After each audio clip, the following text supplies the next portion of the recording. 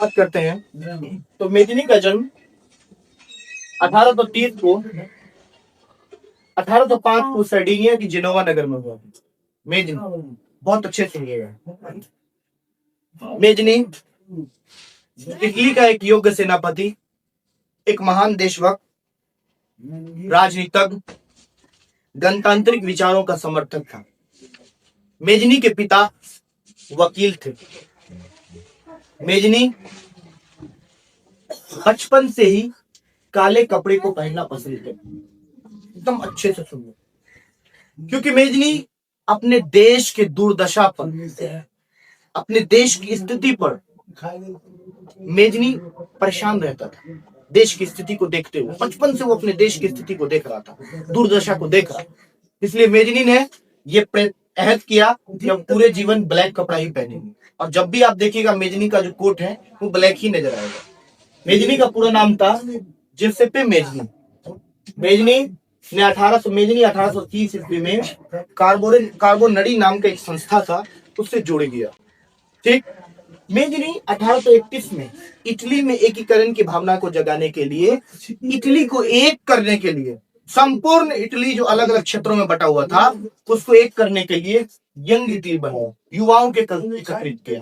फिर 34 में young Europe बनाया, पूरे यूरोप में राष्ट्रवादी भावनाओं को जगाने का काम मेदिनी ने किया। और 48 में रोम पर आक्रमण करने का जो प्लान था उसमें वो शामिल हुआ, और 71 में अंततः अपनी मृत्यु से पहले पूरे इटली को एकत्रित कर दिया। यूनिफिकेशन ऑफ इटली, इटली को एक कर दिया, इटली के बटे हुए क्षेत्र को एक कर दिया और इटली में एकीकरण की भावना जगा दी। और 72 में मेदिनी की मृत्यु हुई। ये याद रखिएगा। तो ये जिसेप्पे मेदिनी था जिसका योगदान इटली के एकीकरण में काफी अहम है, क्योंकि मेदिनी के योगदान के बिना इटली का एकीकरण संभव नहीं। सबसे महत्वपूर्ण योगदान जिसेप्पे मेदिनी का इटली के एकीकरण में। ठीक है, इसको आप लोग याद रखिएगा अच्छे से। एक चीज और याद रखें, इटली के एकीकरण में कुछ अन्य नेताओं का भी प्रयास रहा है। जैसे मेदिनी का था उसी तरह से प्रयास काउंट काबूर का।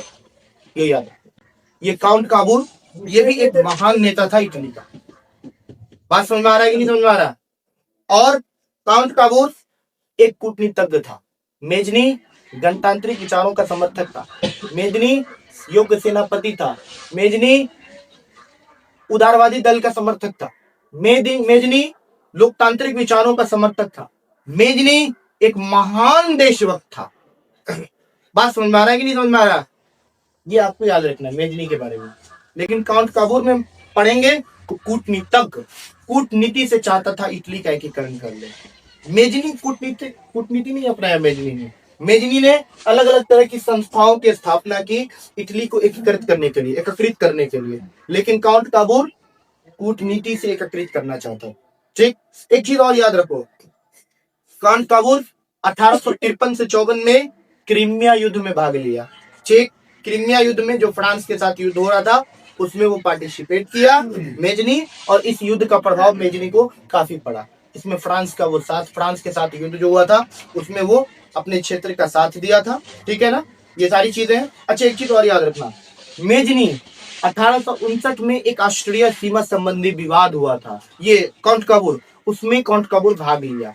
ऑस्ट्रिया सीमा संबंधी विवाद, यानी ऑस्ट्रिया का सीमा को लेकर, ठीक है, अन्य देशों से विवाद हुआ था। ऑस्ट्रिया से इटली का विवाद हुआ, जिसको ऑस्ट्रिया सीमा संबंधी विवाद कहते हैं। तो इटली और ऑस्ट्रिया के सीमा को लेकर जब विवाद हुआ 1859 में, तो उसमें काउंट काबूर भाग लिया। बात समझ में आ रहा? और इस तरह से काउंट काबूर जो है पूरे इटली का एकीकरण अपने कूटनीति के आधार पर 1871 में संभव कर दिया। तो काउंट काबूर के बारे में हम लोग ज्यादा नहीं पढ़ेंगे, लेकिन इंपॉर्टेंट चीज जैसे पढ़ेंगे जो जरूरी है उसको देख लीजिएगा। जैसे हम यहाँ हटा दे रहे हैं। ठीक है, कुछ काउंट काबूर को हम लोग जो है बहुत आसान से कुछ अलग वे में देखते हैं। काउंट काबूर को जैसे मेदिनी को हम लोग अलग वे में देखें तो मान लो हमने यहाँ एक बॉक्स बना दिया, इसमें नाम रख दिया काउंट काबूर।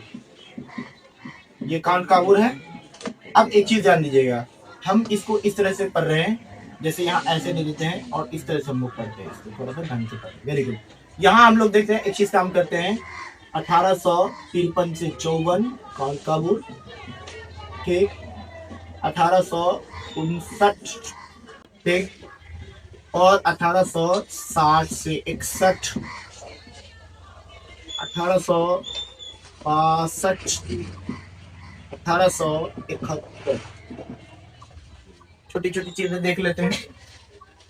53 से 54 में क्या हुआ? क्रीमिया युद्ध हुआ।